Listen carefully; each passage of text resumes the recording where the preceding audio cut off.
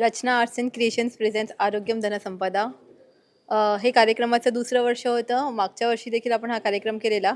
या कार्यक्रमाअंतर्गत आपण हेल्थ अवेअरनेस करतो. 7 दिवस वेगवेगळे हेल्थ इश्यूजवर आपण काम करतो. त्याच्यामध्ये ब्लड चेकअप असेल, मेंटल हेल्थ असेल, नॅचरोपॅथी असेल, या विषयांवर आपण काम करतो. त्याचसोबत 7 एप्रिल म्हणजे जागतिक आरोग्य दिन ज्या दिवशी असतो, त्या दिवशी आपण सगळ्या डॉक्टर्स आणि हेल्थ वर्कर्सचा सत्कार करतो.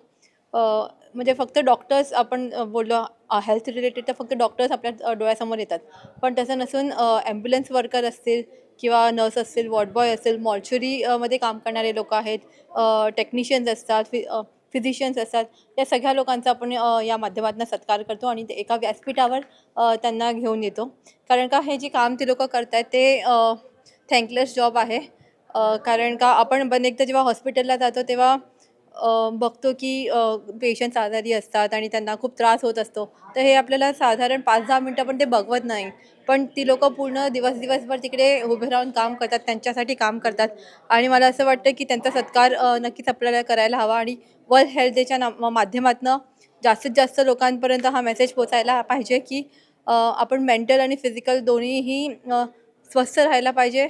Once again thank you for everyone for being part of this initiative आणि दरवर्षी आपण ह्या मोठ्या प्रमाणात काम करूया. Thank you.